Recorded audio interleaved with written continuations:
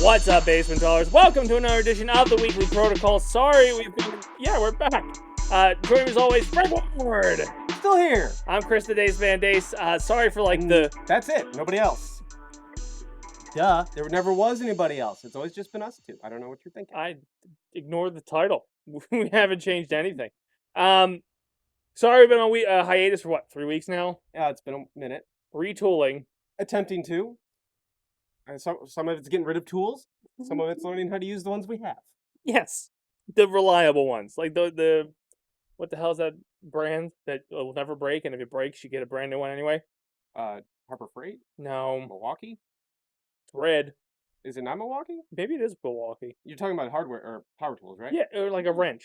I forget what the hell the wrench is. That it'll never break. Why am I blanking on this? Because I probably have a bunch of them back there. Craftsman? Craftsman, yes. We went through our toolbox and found the 2 Craftsman tools that are still here. Everything else was Ryobi, and we got rid of it. I mean, I buy a lot of Ryobi. I buy Ryobi. Is it Ryobi? Ryobi. I don't have no idea. Well, anyway, I keep buying that because I bought a mower when I bought my house. Oh, well, now you're on brand. And yeah, it was just like, oh, I'm buying this one because it was the display model, so they took it was like $50. Okay. So I was like, oh, but now I have this battery thing, so I want to buy more tools that use this battery thing. I get that. That's why I'm a DeWalt guy. You start there and then you just keep going. Yeah. But we went through our toolbox, found 2 reliable tools. We're the tools. Yeah. And we're going to keep plowing through with the Weekly Protocol. Whether more people show up here again in the future or not, the choice is yours. That used to be our fucking catchphrase in the morning announcement. Make it a great day or not, choice is yours. They all chose no. Oh. So we're going to bring you the protocol. Today we'll be talking about multiplayer games. Definitely not a shot at other internal issues at BPP. This episode brought to you by Why Our Friends Suck. Thank you. And guess what? If you're watching and annoyed, it's probably not about you. Well, first of all, thank you for watching. 2, now you're in a quandary. Are you going to tell us that you watched? Or are you going to keep pretending like you didn't? And if you think it's about you, maybe it is. Yeah. Look deep inside your soul. Reflect into the toolbox and see why you're not one of the 2 tools here. But in other news, should we bring out the news? Yeah, so we're going to go right into the news segment. We're going to kind of revamp the Weekly Protocol as we head forward, find a better fit for it as we move forward with just us 2 for now. Again, don't know if this is the permanent format, but it is the format going forward to give you weekly content and stick to the weekly part of Weekly Protocol. Yeah. Anyway, we do have news. First, we're going to talk about the Roast of Kevin Hart, which debuted on Netflix in our absence. I did not watch it. I know, it's on part, but it's brand. It's brand. I saw what's that's all you need to see. I saw what's his face kill Tony. He made a comment that got everybody or a joke that got everybody all upset and hurt. And then did you find the other side of that coin where Pete Davidson make a joke that cleared up the other side? No. Evidently, my world of Facebook just hates Kill Tony and loves Pete Davidson. Which is weird, because I don't mind watching both. That's where you know you're truly the middle of the road when you laughed at both jokes. So Tony Hinchcliffe made a joke about George Floyd looking up from hell, saying he can't breathe. And then Pete Davidson made a joke about Charlie Kirk getting more shots on his neck than Tony Hinchcliffe. I'm surprised my Facebook didn't show me that. Anyway, go on. No, it was great because Pete immediately went, "Do you not know who I am?" Like, I don't know why you're going, "Oh, it's a roast." They've said way worse things. Yeah, the whole point. That's the point of a roast. The point is just to be offensive and crazy. Yeah. Overall, it was okay. I thought it was decent. The irritating part of the roast for me is at the end when the credits rolled, all the writers that wrote the jokes, and even throughout the roast, people like Shane Gillis, people who are comedians making comments of, they wrote that joke for me. Why are you not writing your own jokes? They outsource jokes? I mean, I guess it's one of those things I feel like I knew. No, actually, no. I can understand maybe having a writing team to help you with a thing or two.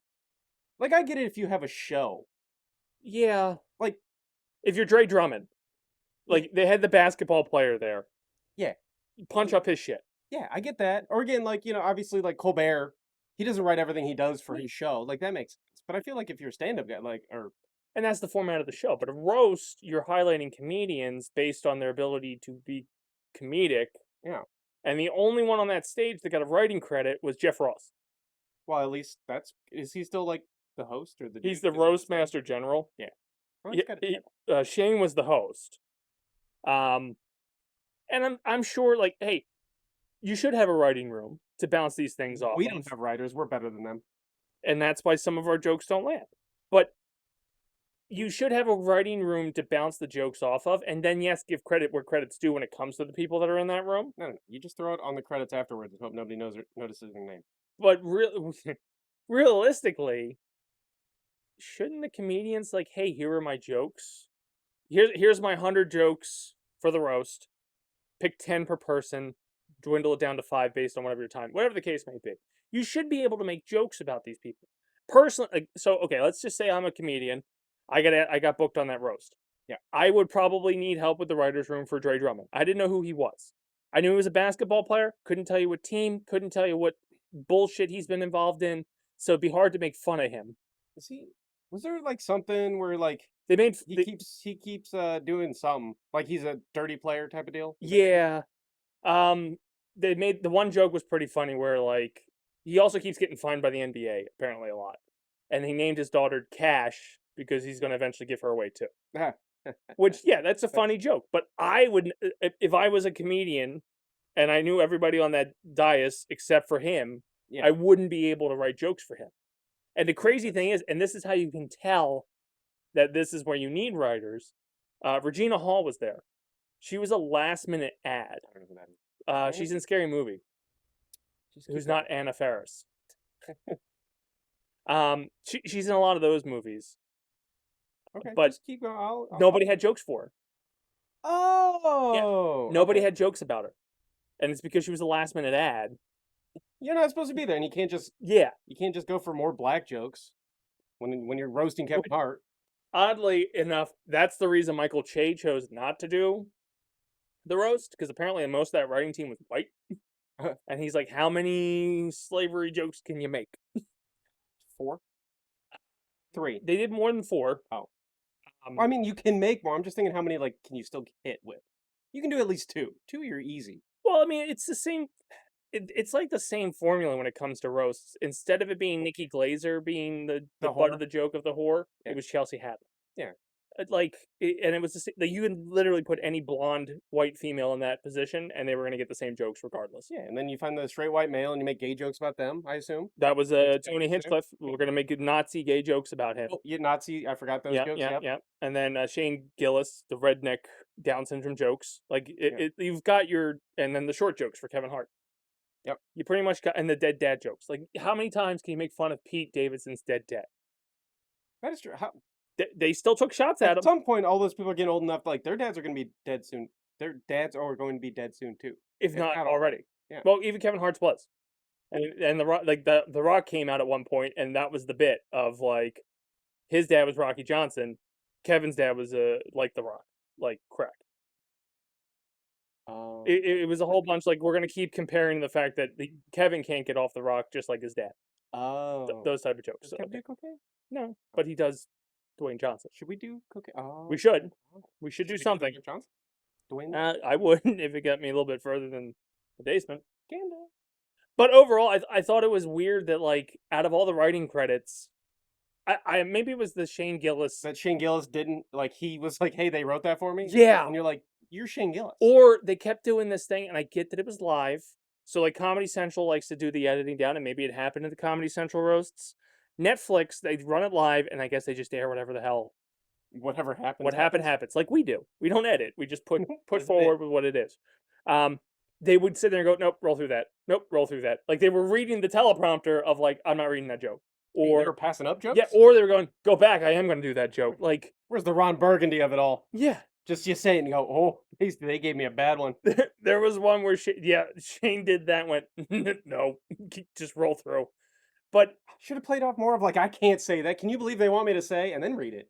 But and be like, Tom wrote it. I think guys like Jeff Ross and even Jesselnick. Yeah.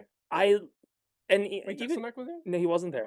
But like Nikki Glazer, like a lot of these people who got their kind of start on the roast. Yeah. I enjoy I would go and watch their stand up because I knew the effort they put into the roast. And like, well, if you find out it's not them, now you want to watch Tom from Accounting who's writing these jokes. Yeah, like if Jesselnick did the roast and it wasn't him writing his jokes, your heart would be broken. Yeah.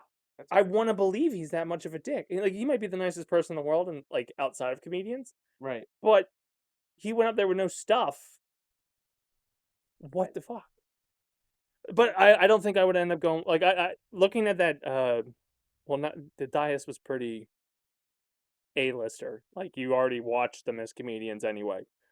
Um, and I guess they learned their lessons from Bert Kreischer and Tom Segura when they did the Tom Brady one. Oh. And Bert can't roast because Bert was there in audience, but Bert was not on stage. Oh, really? Yeah, Oh. he didn't do any roast. I didn't also watch that either. I've kind of like, I think I watched whatever the first roast was, like 20 years ago. And then Comedy Central was decent. yeah, just kind of bowed out of it. Well, for a while, it was people I didn't even care about. Like, if I cared about the person I kind of watched, I don't remember who. I gravitated more towards the ones I cared about, Yeah. or at least the fucking train wrecks that I would get. That would go. Like, I watched the Donald Trump one. Like, I thought that was gonna be funny. The Chevy Chase one was awkward. You thought it would be funny, but it wasn't because he just didn't like it. It was just me. Yeah, he's like too mean, too mean. Also, I just did double check. Anthony Jeselnik does write his own jokes, And according to Reddit, which Reddit can't lie. But like, I wouldn't follow him if he was on that Netflix and this is the first time I was seeing it, and they ended that with like, here are all the writers, and his name wasn't on there. I'm not gonna watch you. That's fair. But knowing what he did in Comedy Central and seeing him in like a couple of them, like, yeah, I'll go watch his shit. And I think his shit's pretty good. Mhm. I think Nikki Glazer's a good comedian. And not to the point where I feel like some women fall into this trap of Women aren't funny. Yeah, we said it. 2 males up here saying women aren't funny. Shocker. a little bit of that and a little bit of like, I found the funny thing once, Oh, and I'm not gonna let go of that funny thing. dudes do that too, though. Oh, I just want to clarify. Blue Collar Comedy Tour, 1 out of 4 was okay. Just The like other- Ron White was the only funny guy. And that's just because he's a drunk. We're just laughing at his problems, not with him. He was just good. He crafted his bit for that one show, Mhm. but then he'd have a new bit for the next Yeah. shows he did. He didn't keep going back to here's your sign, you might be a redneck, and get her done. Yeah, which all 3 of them is like you're watching their set to get to that point. With Ron, it's like, I want to hear the stories of how you got arrested for what you did. Yeah. And if they happen to call you the tater every time, fantastic. I'm okay with that. He doesn't even do that bit anymore, which is great. I don't know. That's why I think I get into like the. Do you watch Kill Tony? No, I've again seen clips. I started watching clips, and then I started watching his specials they've been doing, like Yeah. the big ones on Netflix. I did hear the Trump Biden one was really good. Oh, when Shane came out as Trump and Yeah. Adam Ray is well, like Maybe you that told me I that. started liking those comedians because of him. Yeah. I like this guy Timmy No Breaks he's popping up in my feed now, and he's Andrew Dice Clay. And his first set, Tony's like, I didn't like this 30 years ago when Andrew Dice Clay did this, and he just goes, I don't know who that is, and just fucking committed to it. Yeah.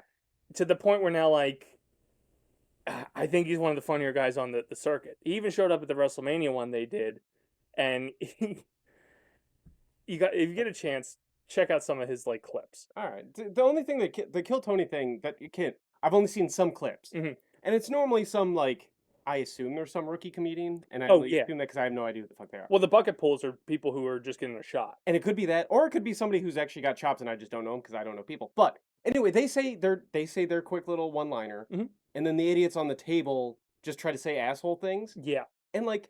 There's times when it's funny because I like asshole humor. Don't get me Depends wrong. on the table. But there are moments where it's just like I get your bit is to beat the dickhead, but Mhm. like that didn't. Some of his quote unquote Hall of Famers and regulars, I don't like. Mhm. Like there's God, there's one dude who he paces. He's kind of like Robin Williams, but not funny. Kind of like me because I move a lot. No. He was clear, and he actually apparently had a drug problem, but he was all over the place, and he would just say random things and then just fucking move and jerk and shit like that. I'm like, just say something funny and stay still. Skeeving me out a little. Yeah, and then there's another dude that would just come out and yell, but they're regulars that I guess did Oh, really good the first time. No, and like they really like for whatever reason, Carrot Top. They bring out Rob Schneider a lot. They bring out Roseanne Barr a lot. It's weird because like the panel, the graveyard. Yeah, well, it's Like- because it's in Austin, Texas, and I think most of these people move there.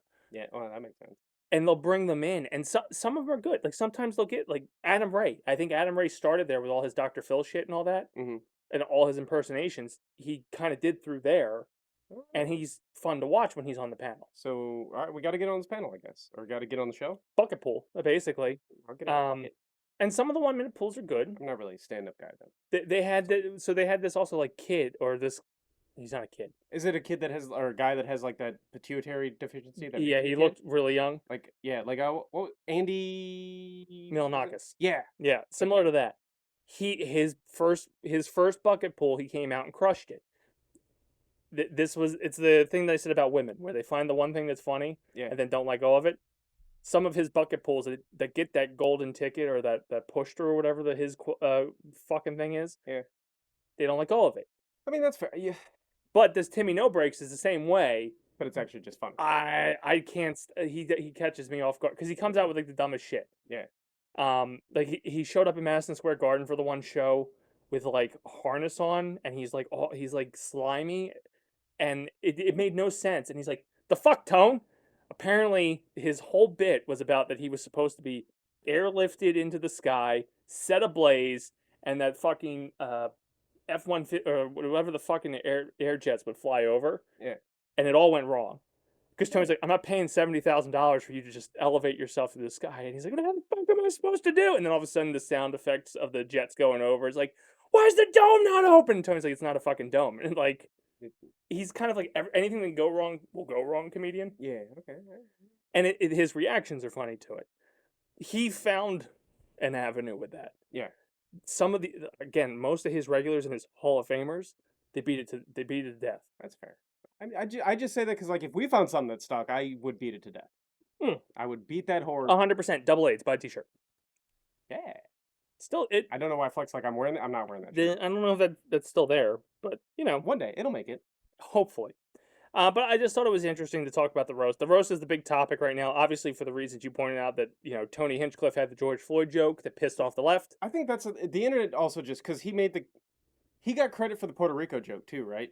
Yeah. About the trash in the ocean. Yeah. Well, that was outside of Trump rally. Yeah. So, but like also I don't doubled down. Was it even him that said I don't all I remember is like actually hearing it in context. Mm-hmm. Well, one, I laughed because I thought it was funny. It was obvious joke.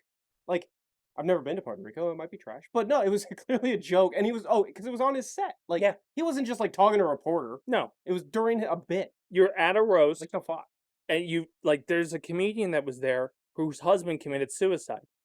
Every fucking comedian picked that apart. Yeah. Like Tony's first joke was, I had to sit next to her for 15 minutes. I have no fucking clue how her husband lasted 3 years. Like, those were the jokes. Nobody got mad about that.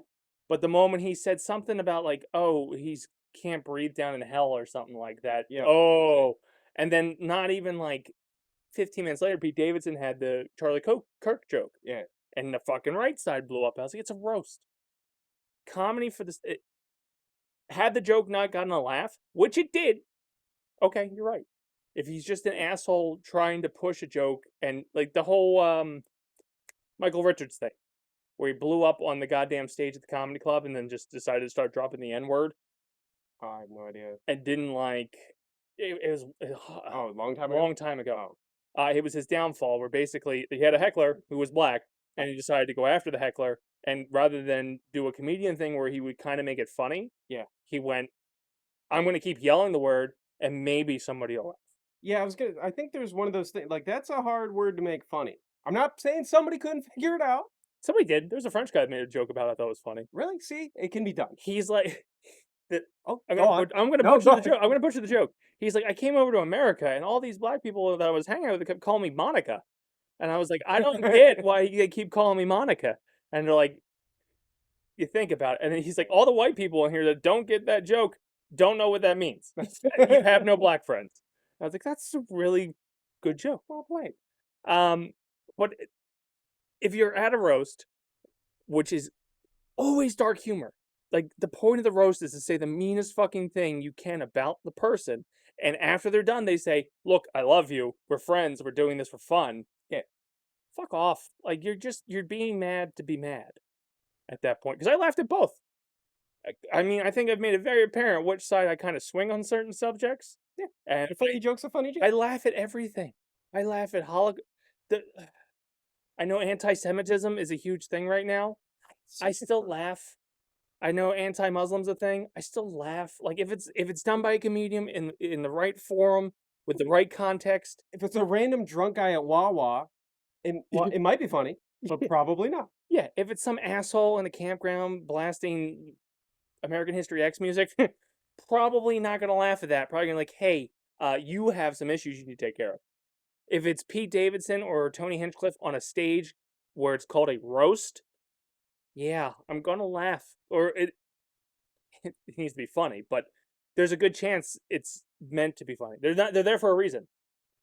And I didn't ever like Pete Davidson when he first was through SNL and stuff like that. Yeah. And it's weird that I have to defend it. Like, and same with Tony Hinchcliffe. I don't think some of the shit he does say is funny. Right. But Like, that joke made me laugh. like I said, back to the point of being an asshole, but funny. A Mhm. lot of shit, like I said, they say shit and it just comes off in an asshole. It's like, it wasn't really funny. Yeah. Not that I care. I'm not butthurt about it either way. Even No. if they said it about me, I'd probably like, oh, that was dick. But like, because I guess you're trying to be funny. But yeah, but if it's funny, Yeah. or supposed to be funny, yeah, And you could tell in the roast where there was also an incident where this is where now I know Tony wrote his own jokes, or at least I wouldn't say he wrote them. Basically, Chelsea Handler went up 1st and made a lot of like, "You're a racist bigot" jokes towards Tony. Yeah. And you could tell that when he came up for his set, there's probably a good extra 5 minutes he added to it just to attack her in anything he could think of off the top of his head. Because it was just boom, boom, boom. I'm just gonna fucking destroy you now because you, for whatever reason, said I'm gonna go after him. Yeah. And some of her jokes were funny, but you could tell she was also like going after him. And you could tell on the retaliatory end when he got up there, he did his joke, this bitch, and then went after her and fucking. Because when Shane clearly improv some stuff, because he does this fucking thing when he starts improvising, like when he starts going off script. Yeah. He went after her because he got lumped in with Tony on some of the jokes. And he's like, oh, fuck your problem is. And would just make a joke about her. And it's like, that wasn't on the teleprompter. Yeah. Anyway, the roast was okay. Yeah, I didn't understand half the jokes because I'm not in that demographic. I understood all the Philadelphia jokes because I am in that demographic. But it's definitely worth a watch. Again, I watch roasts just for the sake of like, I like comedy. So that's fair. Yeah. Other news, things that you didn't watch. I might have. Daredevil season 2. We talked about it. Yeah, it all came to a close. Oh, yeah. But we talked about it because I had a chance. Well, we talked about it on like Wednesday. And then I don't remember what I did Thursday. Was it that? No, what did I do Thursday? I don't know what I did Thursday. Friday I was playing video games. Saturday I did something else. Were we here Saturday? I feel like we did something Saturday. We weren't here. Or was it Thursday we were here? We were supposed to do the monthly protocol last Saturday. Stay tuned for that. Okay. And more of the story is I dropped the ball. I didn't watch the thing that you told me about. Okay. Well, the only key thing that I want to take away from it is the end of the series. Daredevil's dead. No, he's in jail. Which leads to the speculation that we were talking about in previous episodes whenever I forget where it was. He must need a good lawyer. That Spider-Man Brand New Day may have him. Oh. Because we kept talking about there's a prison scene, and there's that weird gap that Sony does because Sony doesn't like... Sony edits as much as I do. Just take the eraser button. Yeah. Who is that? But at the end of the season, he ends up in jail for his crime because he admits that he's Daredevil. To beat Wilson Fisk, he outed himself as Daredevil in a courtroom to win the court case while damning himself. Oh. Yeah, that type of thing. Sounds triumphant. And allegedly, the story behind the scenes, they ran up the flagpole because they don't want to have this... no vigilantes. Doctor Strange moment where we're going to wipe everybody's fucking mind of who he is. Like, now that Daredevil is Matt Murdock, the world knows Daredevil is Matt Murdock. Right. Whereas, like, everybody knew Peter Parker was Spider-Man. No, right. But they don't know who had this moment? Because they don't know. The directors. Oh, you mean behind the scenes wall. Yeah, the fourth wall. The behind the scenes was they went to Kevin Feige and said, "Look, we're going to do this." Yeah. And Kevin's like, "Okay, but the world will know. The Pandora's box is open. We're not putting it back in." Yeah. So Matt Murdock is Daredevil. Everybody knows. It's now common knowledge. Okay. And that's why he got picked up by the end of the season for the vigilante crimes. Oh, nice guy, go jail. Which I don't know if the Sokovia Accords are still a thing, because that was the big like how do we stop vigilantes in Civil War 4 phases ago. I don't know if the Sokovia Accords were abolished after Thanos. Nobody knows. I don't. What? But didn't they only qualify for like powers? Does he qualify as powers? Blind lawyer that can beat the shit out of people? Maybe. He's just blind. He's just really good at being blind. His other senses are in tune. So are other blind people. Get Helen Keller in a cat suit. She'd beat some people up. Well, she didn't have enough other senses to. Yeah, they were all bit. Yeah. I don't know. But the weird thing is Charles in a cat suit out in New York. But the weird thing is Jessica Jones was allowed to. She's just walking around free. Oh. And she has never but she has never once tried to hide her identity. She walks around in a leather jacket of I'm Jessica Jones. Boom, punch to the face. Yeah. So she's a woman. It's fine. Well, I don't know what I meant. Conveniently, also hinted at her reopening her PI business. So now she's also a cop that abuses people. Oh, well, that's in now. That's trendy. And the big surprise at the end was Luke Cage returned to meet Jessica. The daughter that was introduced in the series is Luke and Jessica's. If you read the comics, you knew that was coming. Poindexter, or Bullseye, is now working with the Matthew Lillard character, which is assuming to be also the... Wait, Matthew Lillard is in? Yeah. Did I know that? I probably brought it up. He's having a resurgence, because he's also got casted in the next Superman movie for...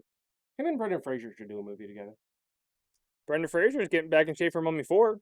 I saw a picture, a meme. I'm just gonna call everything a meme. But I saw something of that, like he's trying his best to get like at the ripe old age of what, like 58 or whatever the fuck he is. I think he's pushing 60. Yeah, 50 is. Well, yeah, maybe over 60. I don't know. I feel like he was 30 when we were 18. We're just here. Anyway, on the heels of Daredevil, 57. 57. I was close. Yeah, 57. He'll be 50 in December. Also, but he also went from like ripped, sexy to whale, to now he's coming back on the. But he's going to about it. Yeah, and apparently made him an Oscar. Well, and didn't he have to gain weight for that role? He was gaining weight and went, you know what? I'm already here. Turn up the dial. Let's do it. But on the heels of Daredevil, also Punisher One Last Kill one shot dropped. That's a 50-minute one and done with the Punisher. One shot. It picks up after the events of Daredevil season 1. Frank is at some point of New York. I couldn't tell you what part of New York. Especially since like the burbs. Well, the time frame doesn't make sense based on the initiative that he's like in Staten Island where nobody pays attention. Well, Fisk is the mayor of New York during Daredevil season 2. Yeah, and crime is down. But isn't most of that happening in like Manhattan areas? Does the mayor of New York have all the boroughs? Oh, I don't know. I don't know either. And that's where it makes it hard for me to pinpoint where the hell Frank's at, because where Frank's at, it looks like a war zone. Well, that's so Staten Island. If it's either after the fall of Fisk, because he escaped as Fisk was ascending, or he's not in New York anymore. Could be. He's in a city where basically crime is just running wild. Philly. It could be. Minneapolis. I'm just going to keep naming cities to hopefully piss somebody off somewhere. I doubt it's Minneapolis. Phoenix? Because it was warm. Phoenix. Not that warm. Anyway, he has PTSD again. So the weird, like, it was a good one shot. What bothers me is the context of where this falls in the timeline of things. Because by the end of Daredevil, when he's in Daredevil season 1, the Born Again part of it, he has a little bit of the issues of like the Frank Castle PTSD, my family was wiped out type thing, and like, but he wasn't full tilt.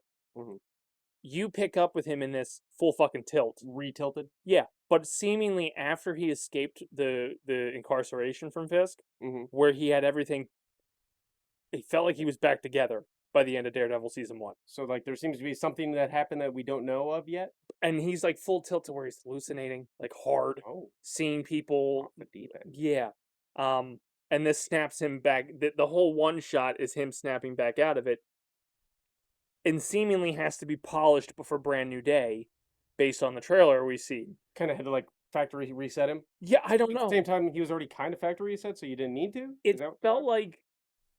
This is just my perspective. I could be completely wrong.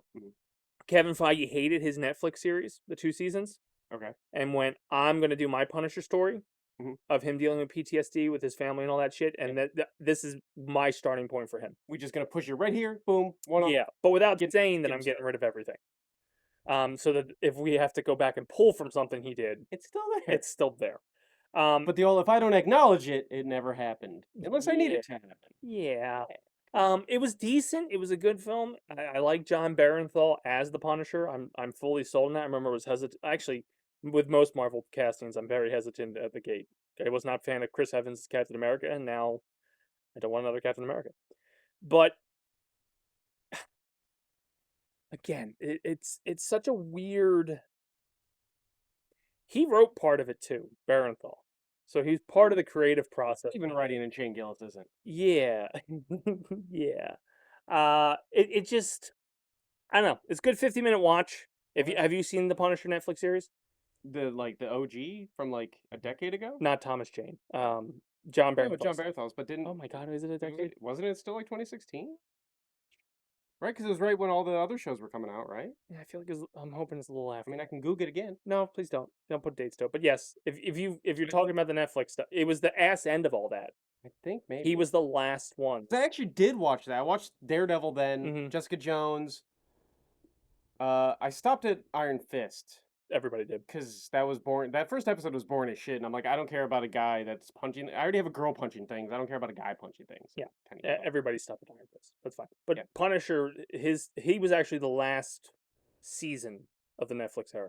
Yeah, and then I want to say yes. Okay, it felt like they crammed all that into 50 minutes.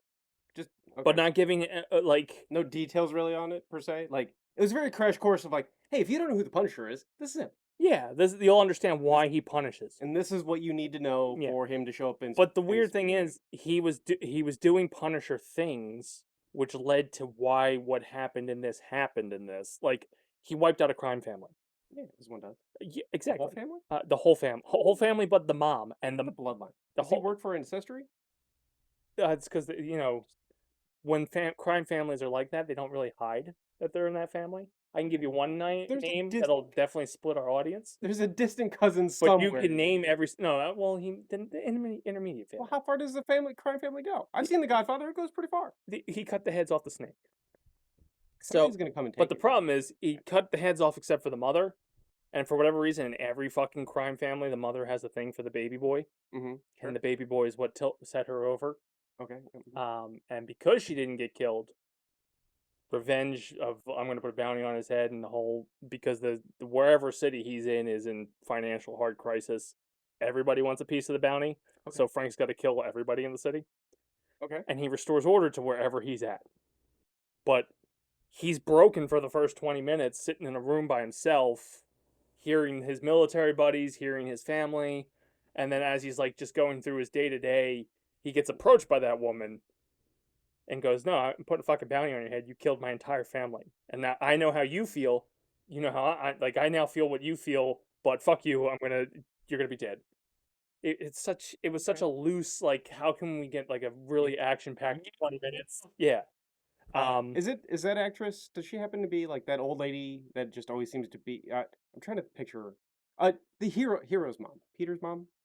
Like Aunt May? No. No, Heroes, the movie Heroes. The TV yes, very similar. Peter's mom, but you know who I'm talking about? Like, yeah. Angela Petrelli. Yeah, that's her character. That lady, like she's been that lady. It's not her, but what you explained. I just pictured her. It's not her, but it's a similar. The actress looks very similar to her. And it's the whole like cast. You fucked with the wrong family, as she's like limping because he apparently still fucked her up. There was something else I watched. The Angela Petrelli. She showed up. And I'm like, holy shit, you're in. And it was like, the weird thing is she's in How I Met Your Mother as Ted's mom, and as like a hippie, and it's very weird. Really? It's off-putting. Yeah, because his dad's Bert from Tremors, and then his mom was her. Okay, I probably didn't clock. She's not in it much. Yeah, I might not have clocked it then. But anyway. Yeah, it's worth a watch. I might. In like 10 years. It won't hold your. It's not something you have to hold your attention to.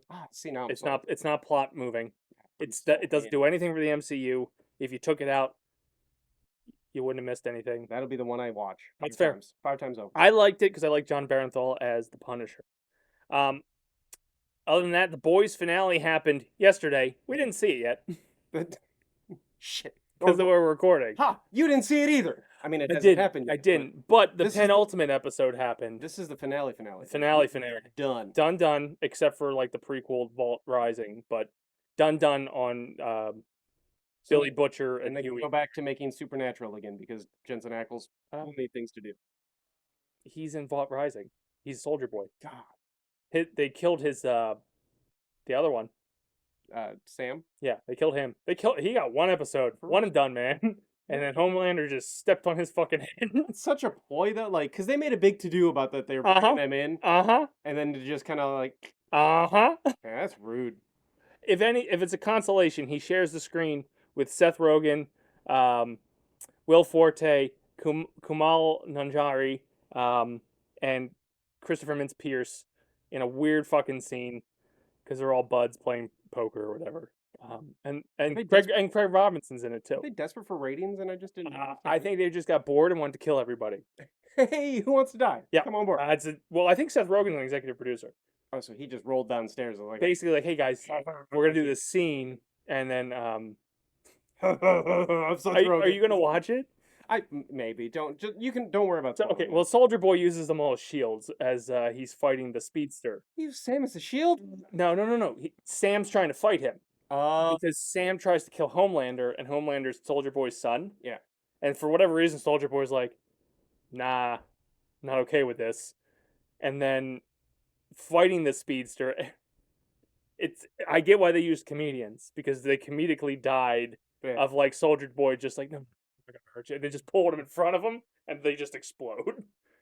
And then eventually the last one to die, well, that's like Craig Robinson's in it for like 5 seconds. He comes out of the bathroom. He goes, "Oh shit, Soldier Boy!" He's like, "How you doing?" And just pulls him right in front of the speedster. Yeah. And then Seth Rogen gets cut in half at the end. Oh. It's a fun scene if you want to see all these comedians die. Sure. And again, that is actually a show I want to watch. Mm-hmm. And I don't remember where I stopped. I think I'm 2 seasons behind. I'm not gonna lie. The penultimate episode made me cry. Or it didn't make me like outright cry, but it watered me up a bit. What? There's a character in it. Moistened your eye? Yeah, Frenchie does. Aww. But like in the comics, so this is how you can tell comic writers versus TV writers. It wasn't as sad in the comics? It never is. It's just they just die. They just die and they move on. This is like so many subtle things led up to him making this ultimate sacrifice, and then he just died, and it's like, oh. They built the story around it so much more. You really cared about him. You kind of liked him, but we're going to spend like 3 episodes to make you love him for a second, and then rip that rug out, and you're going to be like, what? No. Yeah, like the whole premise right now is Kimiko's like the only thing that could take on Homelander, and they're trying to soup her up through radiation and stuff like that. Well, Homelander finds out where they're doing this and shows up. Yeah. But since he can't see through zinc, Frenchie shoves Kimiko and... Why zinc? I don't know. I mean, I'm not a metallologist, but it feels like such a random... They had to give him some kind of flaw. Yeah, but zinc... People have zinc... Can you see through people? Because people have zinc in them.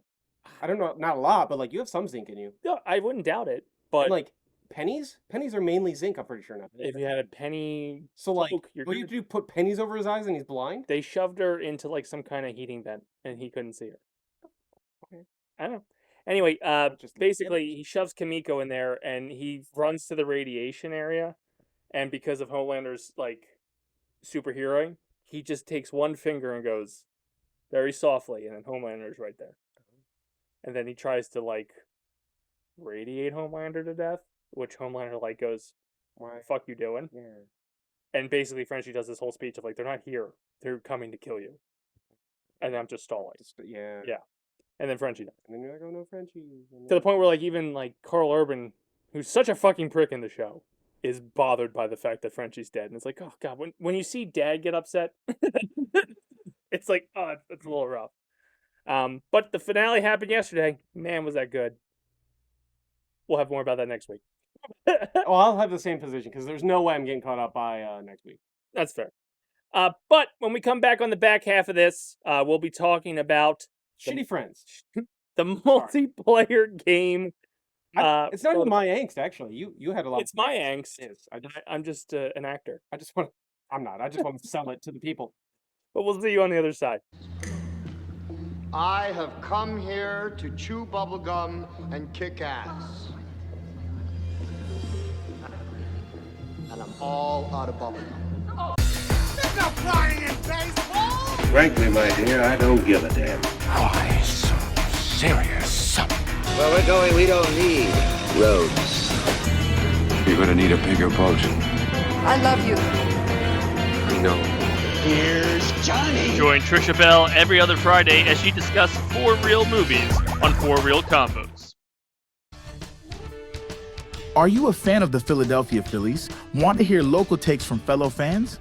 Never a doubt, baby. Never a doubt. I knew they were going to be where they're at right now. I knew they're coming in. I'm pretty sure we did talk about how they were taking over the Braves this year. Well, check out the Jersey Fanatics. Yeah, if you're sort of fit, go into the center field and just talk to the security guard and see if he can pull you down.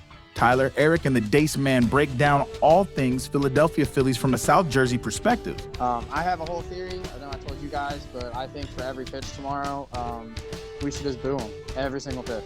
Available wherever you listen to your podcasts.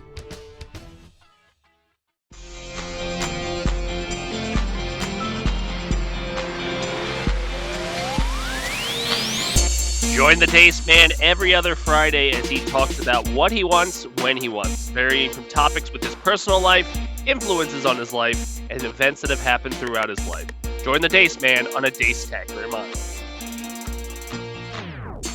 Welcome back, Basement Dwellers, to the Protocol. I'm Chris the Dace Man Dace. He's Frank Ward. And today we're talking on the Protocol, the multiplayer game Protocol. Is that how you always introduce this section? No, but I okay. want to make it a point that there's just 2 of us. Just me and the Dace Man. Yeah. Us two fellas. As if it was like the Dace Man show or something like that. We had a lot of episodes. We did. Too. Yeah. We did a lot. Anyway, we're going to talk multiplayer games and how there's multi of us. How we stream on Mondays and Fridays with multiplayer madness, and by that, we're there. But we were having a conversation about this off screen, which will make a great protocol of what makes truly a good multiplayer game. As 2 people who are burnt out on video gaming, even though we don't video game as much per se, what makes a true good multiplayer game? And I think right now, and I'm probably speaking for both of us, putting words in his mouth, it's mindless games of fuckery that are the best way to go. I agree. No, especially when you're considering for streaming purposes, as we do, like that is good because if you're hoping somebody's going to come by and watch the stream, fuckery is good to come watch. Yes, but grinding is not. No, if you like, I'm kind of sad. Like normally by now I've gotten back into like I could play some Minecraft. Yeah, and for some reason I haven't yet. Like I haven't gotten the itch. No, we tried. Well, I think that's twofold when it comes to the multiplayer aspect of it. We did try to go back once, and the realm was lagging like shit. And you're trying to play on a realm with your friends. I think there was like 6 or 7 of us doing a project, but since we were all in our own areas at the beginning of it, the whole realm just crashed, which is going to add to the angst of like, I didn't really want to do this to begin with. But so like a game like Minecraft though can get very dry if there's no fuckery afoot. But at the same time, you have people like Alan who does the fuckery, and it's really annoying on this side of things. Yeah. Well, it's also, I guess, a good key to the multiplayer aspect is good multiplayer conversation. So a game like Minecraft, Power World, Pocopia, not really a multiplayer game, but you just had to get the dig in there on it. I have to. If you have a good conversational piece where the gameplay doesn't really truly matter, as you're doing this mindless grind of like, I'm going to take this mountain down to a flat land or whatever the case may be, or I got to build this fucking farm to get 1,000 fucking wool or whatever the case may be, you need a good conversation piece to keep the multiplayer game going. So I guess this is really a multiplayer streaming protocol. I mean, it still kind of works because like I've gotten to the point where I'm just antisocial, and if I'm just playing a game just to play a game, and it's a game like Minecraft, there's a good chance I don't want to be in. Like I've done that where like somebody else has been on, even you've been on, and it's like I'm not jumping into Discord. I don't know why I said Skype. I'm not jumping into Discord. Showing your age. Yes, I don't know where that fucking came from. I'm not jumping in Discord. I'm turning on a little bit of music, and I'm just gonna kind of go mine shit. Like I don't even want to talk to people right now. No, I fully, as a guy who does not video game unless it's with on people? stream. Oh yeah, it doesn't have to be with people. Like it's such a weird. Camera's got to be on. Yeah, it's a weird thing to say, but truly, I don't play video games unless the camera's on. The only game I do play when the camera's not on is Pokopia. But to your point, Your dirty little secret. music's blasting, and I'm just doing my own thing. Just picture you in the corner, like blanket huddled over your head as you're just sitting there Pocopian. I don't play the Switch. I know, but I get what you're paint a saying. Picture. Which is very multiplayer. You cast the entire family out of your bedroom. This is Daddy's Pocopian time. Get out. But like, it's weird. Those type of multiplayer grinding games are it's very tough for me to get interested in. So, and then you layer on aspects to it. So Minecraft's a sandbox. Pokopia is kind of a sandbox. Layer on the fact of combat.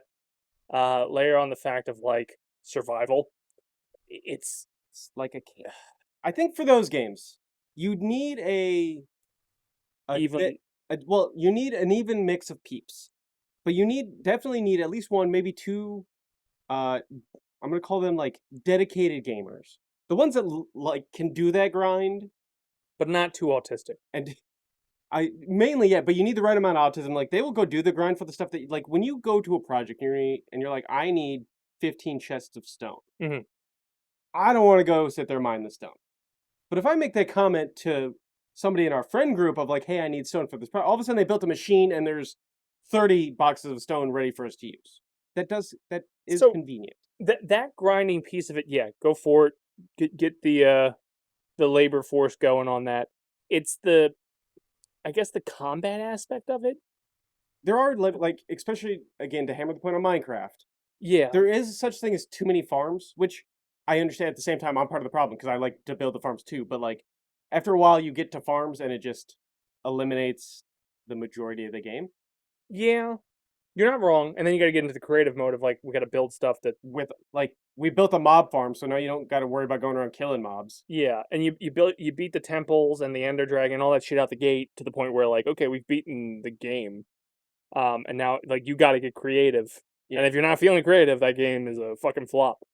But in like, I'll say Valheim, Windrose, probably Enshrouded. The other ones where you kill for resources, but it's not as easy to make. You can actually make a farm in Valheim. Well, the quests and even Pal World. Yeah. So like that's where if you're not on the even playing field. So as a streamer who only will play these games either on a Monday or a Friday. Yeah. And then having a group where people will play Monday through Friday. When you come back, you're behind the 8 ball. Yeah. So it's very hard to commit to, like, you have to commit to one multiplayer game. Yeah. Unless you have no life. That is another thing. I guess you need. We've tried it, but ground rules of like, hey, if we start the server, nobody can play on off times. You can't. So that's the problem. Like nobody can play on off times on this server. Which then, okay, they all agree. Everybody agrees to that. But then they go play on their own server Tuesday through Friday, find out the story, come back to our server, and then kind of speed run you through it. And it's like, I get it, I appreciate it, but at the same time, it's not. Checking boxes are not fun. If you're just the participant, like think of it as a group project at school. Yeah, that was good because you got the A because everybody else did the work. This is now everybody's doing the work and you get the A, but you're not really satisfied with the A. Like you actually cared about not doing the work.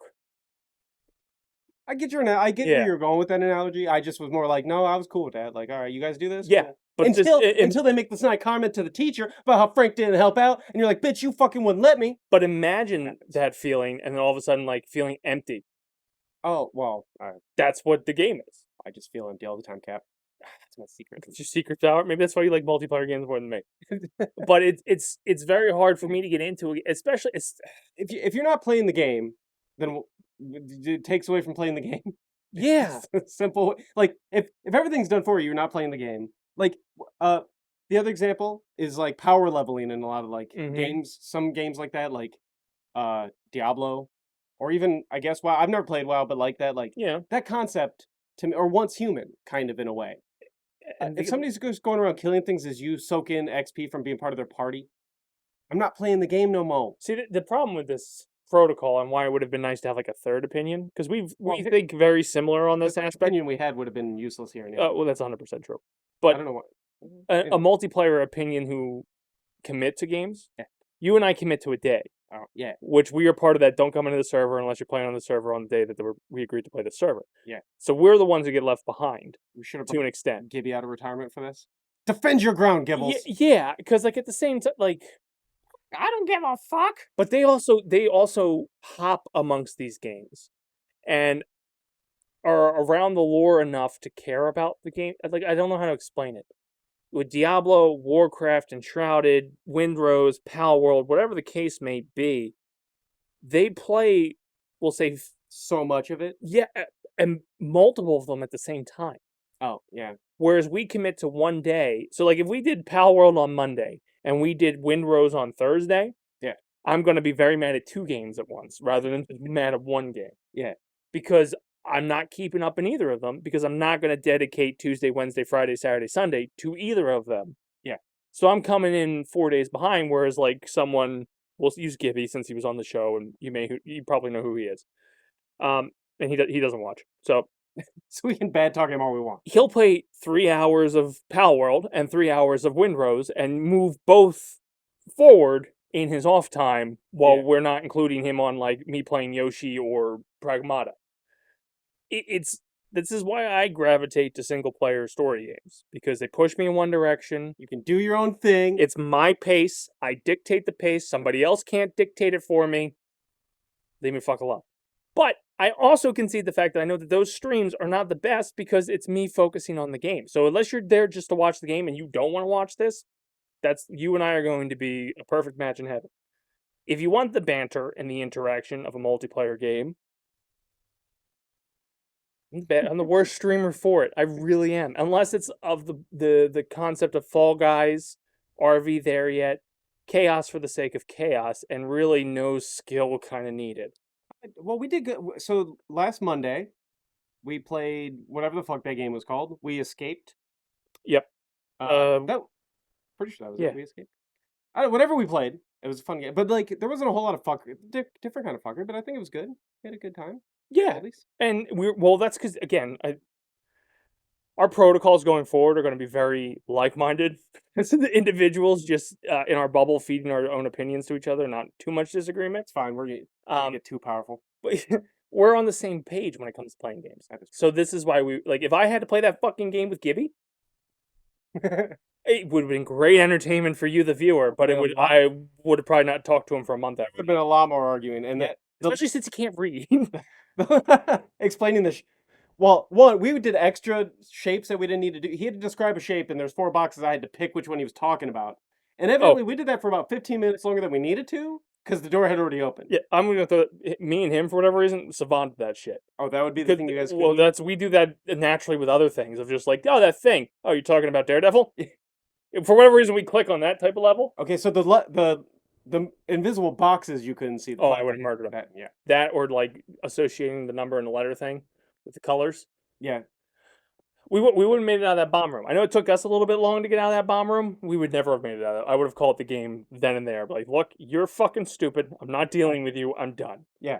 Whereas you, we're like-minded, so we have a little bit more wiggle room to last longer. But anyway, go check the stream out if you want to. That's really the point of that. Yeah. Plug. But yeah, so I think part of the keys is you got to know your demographic, your peeps that you want to have, how many you have, and the type of gamer they are, as we explained. Because you and I, we're the more casual. We don't get totally sucked into a game, and we're not playing every fucking night. Yeah.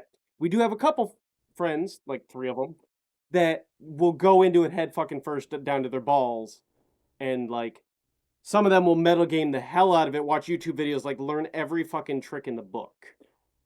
Which I get. It has a use. No, and I get it. Not to bash, and this is weird that I'm not bashing the hardest because they pissed me off the most. Just explaining our demographic. Well, yeah, but that's your thing, and that's the hurdle I have is it's not my thing. Yeah, and I don't care enough. But then because I don't care enough, it doesn't make the game enjoyable for me because I'm not going to enjoy you doing it for me, but I'm also not going to put the legwork in to figure it out myself. Like, I will, but I'm not going to put the extent you put into it to know that I'm going to need a leather book bag 10 steps down the road, and I'm still working on just getting leather type thing. Yeah. But that makes it hard to find a game that fits the 2 very drastic type.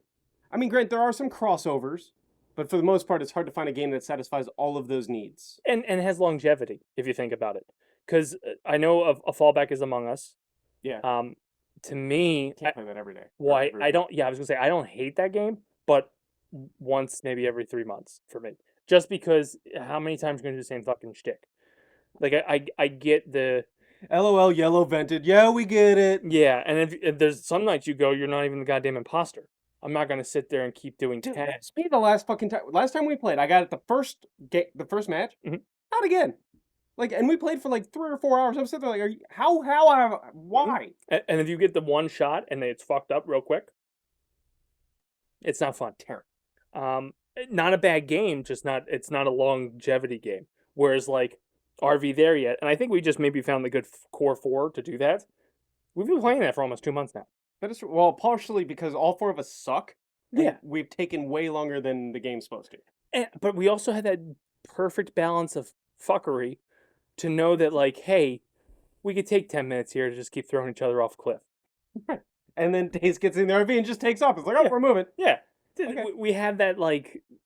The dynamic works. The dynamic, yeah. I think the chemistry there works for that. But yeah.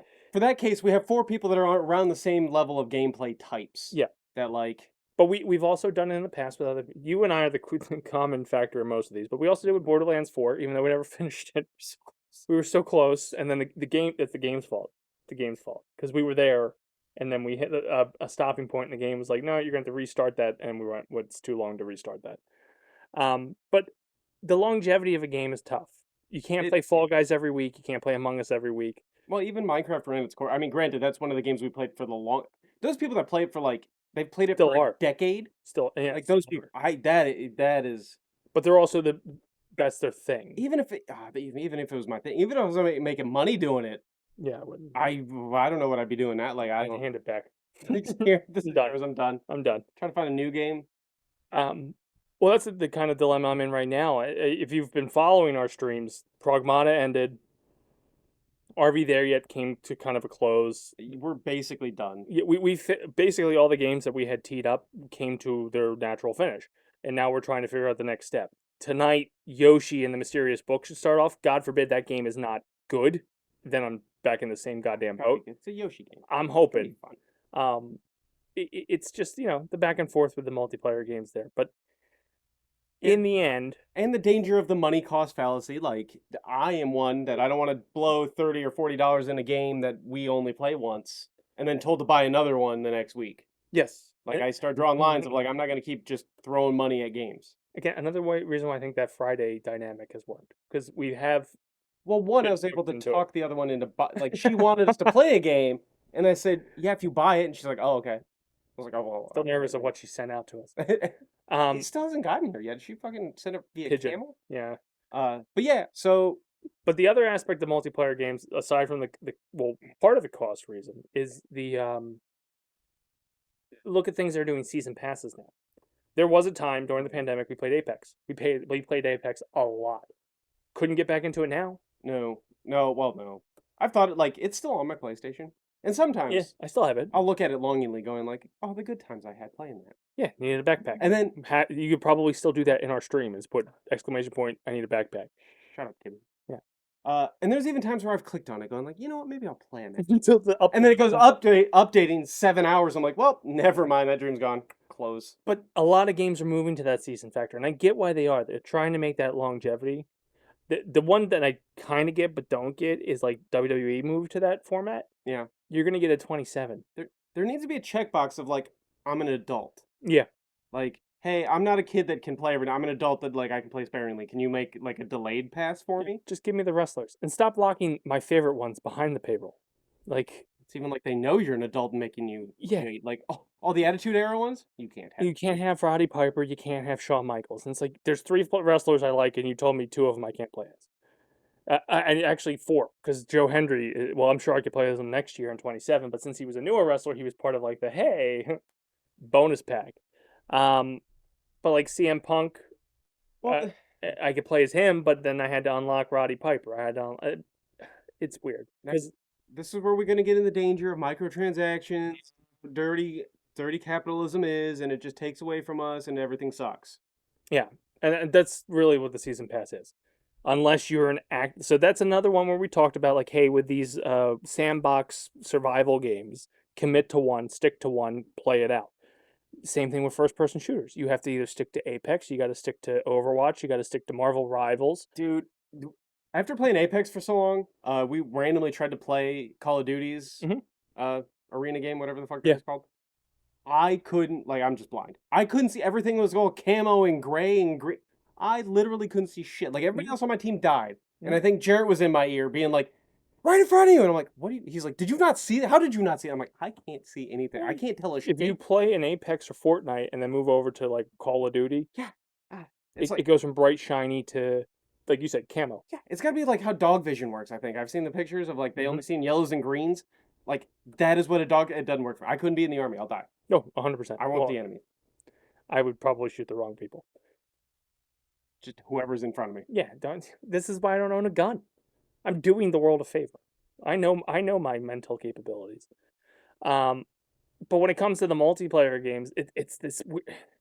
There's so many games now, so many that like the genre tries to capitalize on what like Fortnite probably started the season shit with first-person shooters. Yeah. Then come in Apex, then come in Overwatch, then come in Call of Duty, actually trying to get away from story and get into that arena. Now you have to commit to one because, one, the controllers are all different. Two, the graphics are all different. Yeah, three, the season. Like, if you step away from it, you are now behind. Not even just at skill level. You're behind on any of the accessories. Which I never really cared about that. I only care when it's a character. No, that's valid. Which is a pain in the ass. Like, they lock these characters behind it, or they lock them at so fucking high that you have to play. You have to grind. Like, oh, you don't have to buy them. That's our scapegoat of, like, it's not, whatever. Like, you can earn them. Sure. And they lure you in with the free-to-play aspect. It's not. It never is. And, again, you have to commit to one. And I hate that you have to commit to one. It's a pain. And we are in a group who can't commit to one. When you look at our group, we are probably the bottom of the pile when it comes to multiplayer games. When it comes to choosing, like, hey, if I'm going to pick a game to go play, I'm going to go play one of these. The higher end of that spectrum can bounce game to game to game. Like we've talked about, they're in Warcraft, they're in Valheim, they're in Windrose, and they'll rotate through these, and they're still relatively good and quick at these. Whereas we can't go back. I've lost the itch. Yeah, we've lost the itch. We can't go back. Quality's down. What does this button do? I don't fucking. How do you open a door? I don't fucking. You walk up to the mountain and go, I'm not fucking climbing that mountain. I'm just not doing that again. So when it comes to the multiplayer protocol, play by yourself. That's my lesson. Or find like-minded friends. Yeah. Or there are games that still did work with everybody. It's harder to find because there's different. It's not. It's weird. The games that work with everybody are the ones don't have longevity. Well, either that or Minecraft. Minecraft, I guess, is the only one that worked successfully in our group. Yeah, maybe your friend group's better. It is. I didn't laugh at like, oh, maybe ours is better. No, yours definitely is. I just. We have a weird balance. We have a balance of people who don't have a life, like playing video games is their hobby, and then you have us that just stare into. I don't have a life. I just stare into the void instead of doing other things. Oh, you play 3 sports.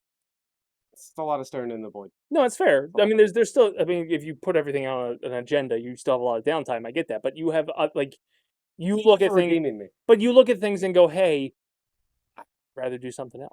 Yeah, well, that's where somebody, other parts of our group are like, no, this is gaming time. Yeah, I'm going to game. I don't care what I play. I'm going to play something. I actually, while we're having therapy session, I think I have an aversion to commitment in the sense of time.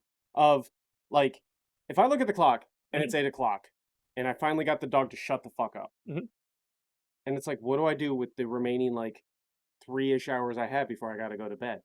And then I have that panic of like, do I want to spend 3 hours playing a video game? Do I want to watch it? What do I do? What do I want to do? And then next thing I know, I look and it's 10 o'clock and I'm like, well, I have an hour left now. Well, I'm going to watch something stupid because I'm not going to get anything because I only have like an hour.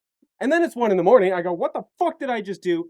Go to bed and repeat that. Weird time management skills. It's piss poor time. Well, no.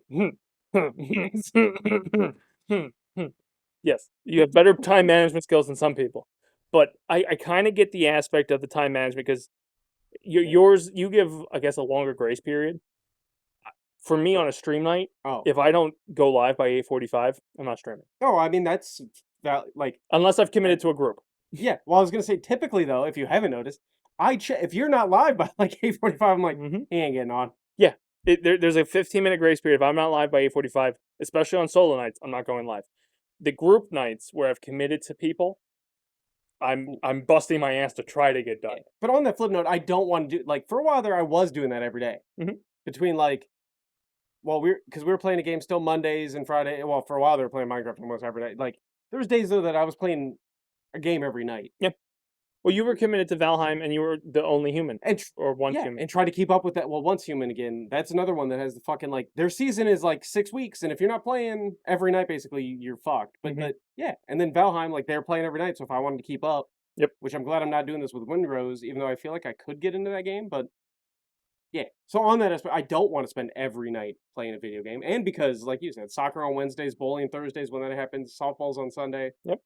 And any... Like to go out on a Friday or Saturday night type thing? Or just actually maybe watch something I want to watch or think about watching it. To be productive to the show. Yeah. But yeah, I think that kind of sums up our multiplayer game. You probably won't want to play with us unless you're like-minded. If you're not like-minded like us, we're prick. Well, yeah, go fuck yourself. I'm a prick. Oh. I'm a hardcore prick. And spiteful at that. Just find your niche is really, I guess, the protocol aspect of it. Yeah, do what you want to do. Do what you want to do. We can give you. The best advice is don't tell someone you're going to and then you don't. That is, yeah. Is that just the new protocols? Don't be a dick. I think we're gonna end every episode with that. Just don't be a dick. Don't be a dick. Every protocol comes down to is like we're giving you advice to not be a dick. Yeah, that's really that is the whole aspect of a lot of things we've talked about. Is just don't be a dick. Like, hey, Dace, do you want to play this game? No. Okay. Now we can move on and choose something different. Yes. Like, actually, let's role play a scenario again. Hey, Dace, you want to play this game? That's a bad scenario. Use a different name. Or a different name. Well, I'm going to say yes to I'm going to say yes to anything you ask me to play because I'm not a dick and I will play. It's when Dace goes, "Hey, do you want to play this game?" Yeah. And then I go, "Hey, we're going live in an hour." Goes to chat. Or I don't have it downloaded. Or actually, I have the wrong version. Or no, I only have it on my Samsung fridge. I don't have it on PlayStation. Or just the blunt no. Oh, you mean you changed from yes to no in 3 days? Don't be a dick. Gotta take my kid to a play. Yeah. I gotta pick up my nephew. Yeah. I'm gonna send a gif of me falling asleep. Just keep racking up reasons of like, no, just up front, like, yeah, no, that game looks dumb. I have done that actually. Jared like pitched a game and I look at he did it to me too, but like, no, that looks dumb. Oh, even though I'll still probably play it. I haven't liked a Monday game in forever. That's fair. Anyway, let's get to the end of the episode. I would go around and say, hey, plug what you're doing, but you are literally doing everything that I'm doing. Yeah, so you just this is our thing. Well, I could do the bucket. We need yeah, the bucket. We're affiliated with Smackin' Sunflower Seeds. I'm a great Sylvan. So when your friends bail on your video games, don't smack them.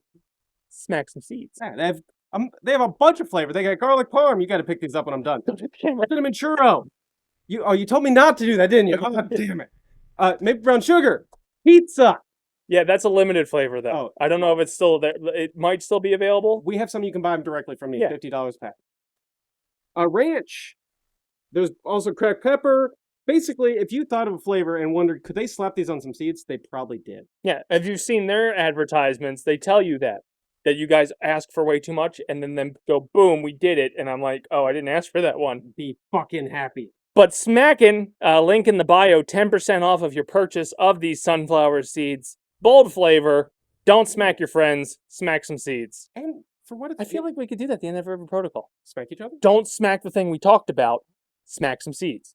I'm actually like this. I like the bucket. I was just gonna say this is a nice bucket. I don't, like it's not the cheapest bucket in the world. Like it's fair. It's a buckety bucket. Yeah, it's a bitch to open too. Yeah. The variety pack. They come. The bucket comes with variety packs in this size. The Pete Crow Armstrong deep dish pizza was a separate thing that I had gotten. They're pretty good. Apparently, only have a year to eat them. Yeah, that's what I was just thinking. I was gonna make like a apocalypse, like, oh, you just buy the bucket, throw it on your stairs, and like you got seeds. So but I guess they go. I got to get to smacking and not smacking my friends. But 10% off your purchases. Link in the bio. BPP smacking. They're made in the USA. Made in the USA. They have other points, but they didn't give us like a pitch paper to read because No. again, it's affiliate, not a sponsor. Yep. There's a big difference. They bother the shit out of people like Pete Alonso. So if you're a Phillies fan, don't think about the fact that they talked to. Well, Pete Alonso's on the Orioles anymore, so you don't care anymore. Anyway, smacking. Don't smack your friends. Smack some seeds when you're playing multiplayer games on a protocol. Anyway, Sunday, Monday, Thursday, Friday, 8:30 p.m. Streams on twitch.tv/basement protocol, youtube.com/the BPP official, TikTok, we are the BP official, facebook.com/basement protocol productions, all four live, 8:30 p.m. Mondays and Fridays are supposed to be multiplayer. Thursdays and Sundays are yours truly. Yoshi tonight. Sunday, I think I have on the schedule for Resident Evil 2, but I also started Pokemon Leaf Green. It's gonna be something. It's going to be something. So it's a solo stream, story-driven. Weekly protocol every Thursday going forward. Probably. Well, you got a better chance of it. Yeah, this toolbox has the best tools. Monthly protocol. We'll be back in Adventureland in June. Don't have the date set yet. I know there's probably a Facebook event out there that says May 30th. Don't expect that date to stick. We're trying to hammer out what we're going to do. We want to give you better quality from the store. He's moving in the Gloucester County outlets, and once that happens, we'll definitely be more consistent. But those are really the two big things. Streams Sunday, Monday, Thursday, Friday. This every Thursday. Monthly protocol every month from Adventureland Store, and more to come from Adventureland Store as well. I've been Chris the Dace Man Dace. He's been Frank Ward. You can come up with something. It was fine. I know that's what happened. Is like my brain went, no, don't do that. Do something different. And I was like, smacking. I'll work out. Sounds good. Remember, base dwellers, stick to the protocol. Don't be a dick, and we'll see you next time. Bye.